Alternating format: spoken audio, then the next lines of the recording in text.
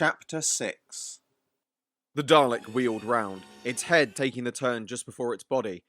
It could have almost been considered a graceful ballet-like movement, if it wasn't for the fact it was an armour-plated killing machine.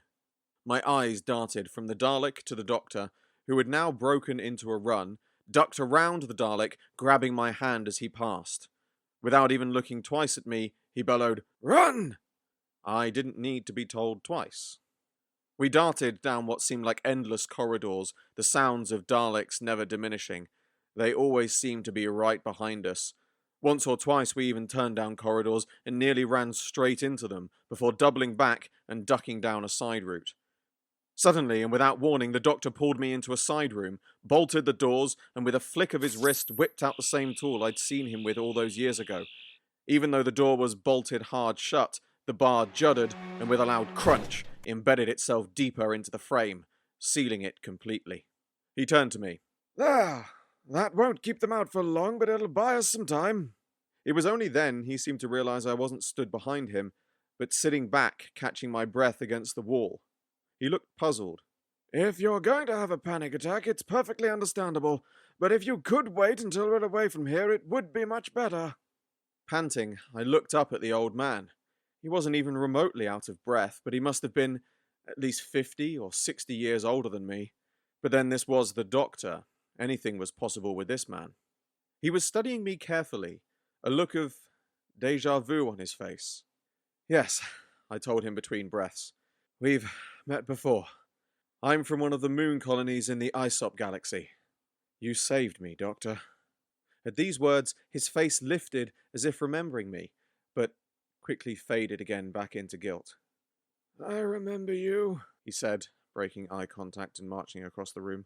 "As I told you before, don't call me that."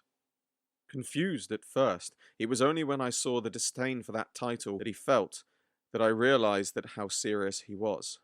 "I'm sorry, I stopped myself. What do I call you then?" He had taken the tool from his bandolier again and was now fiddling with it, occasionally lifting it to his ear as it emitted a red glow from the end and made an oscillating buzzing noise. "I don't know, just not that." Having now caught my breath back, I stood up and walked over to him. He'd finished fiddling with the tool and removed a small flask from his pocket.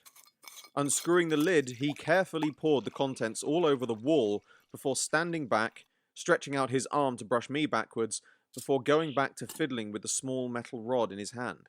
"What is that?" I asked, tentatively nodding towards the wall. "It's a sonic screwdriver," he said without looking up from the tool. "Yes, I said screwdriver. Not lance, not saber, screwdriver." The tone of his voice suggested this was a bit of a sore point. To be fair, during the war, it was surprising to find a Time Lord that wasn't carrying some sort of weapon. He looked up at me. "Any more questions, or can I get back to our escape?" "Well, actually, I meant that," I said, pointing towards the blue liquid dripping down the wall. The Doctor looked back in the direction I was pointing. "Ah, I see. It's a scolvoxian acid. Eats through anything at the right temperature." He pointed his screwdriver at the wall again, and the tip glowed red as a furious buzzing filled the room. "And if I remember the layouts of these freighters correctly, the western stairwell should be just right behind this wall, down 2 flights, and we can make our way back to the engine room." "But that's a dead end. There's no way out." As I said that, a loud clanging came from the door behind us. "Life signs detected."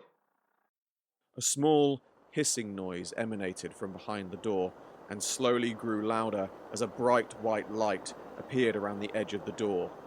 The Doctor, meanwhile, was still concentrating on the wall. "You're right. The engine room is a dead end.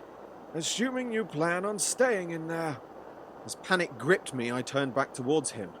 We were in mortal danger, and he thought it best to speak in riddles. My attention, however, was drawn towards the far wall, which now seemed to have taken on the consistency of wet tissue paper, slowly falling away and dripping onto the floor with a wet plopping noise. As the heat from the Dalek's cutting flame burnt into our backs, the Doctor triumphantly slipped his tool back into his bandolier, and with a cry of "Excellent!" he took hold of my hand. "Right then, allons-y!" He paused, wincing slightly as if the words had caused him pain, and shook his head. "I'm never saying that again." Grasping my hand tightly, he pulled me through the wall, and with the acrid smell of the smoking molten metal burning my nostrils, we descended down the stairs towards the engine room. About halfway down the second flight, a loud clanging told us that the Dalek had made it through the door and would soon be behind us. And it was no use trying to close the emergency stairway doors. They disabled them upon their entry to the ship. As we rounded the corner to the engine room, the Doctor looked back. "Down!" he bellowed as an energy bolt ricocheted off the wall behind us. Halt, or you will be exterminated. 3 Daleks, including the black and gold one from the hold, were making their way down the corridor behind us. The Doctor gestured for me to go ahead of him into the engine room. "And what happens if we do halt?" he called out. You will be taken to the Prime Controller for initiation into the sepulchre. "Oh?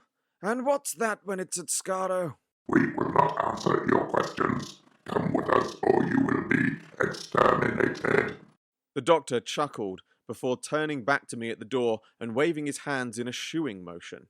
"Well, if it's a choice between being exterminated now or being taken to a grave and probably exterminated later, then I'll have to go for the latter option, which is not being exterminated at all." As I ran through the door, I looked back at the Doctor for direction. He ran straight past me towards the far end of the engine room, calling for me to hurry up as he disappeared around the corner of the drive stacks. As I followed him and I rounded the edge of the stacks, I collided with a large blue wooden object. In awe, I gazed at this magnificent structure. Years of hearing about it as a child didn't do it justice. Laying a hand on the door frame, it felt warm and thrummed gently, as if it were alive. As I was lost in my daydream, the door opened and the Doctor poked his head out from behind it. "As well acquainted as I am with the Daleks, I've never been keen on the idea of inviting them into my TARDIS." He grabbed my arm and pulled me in, slamming the door behind me. "And I don't intend to start now."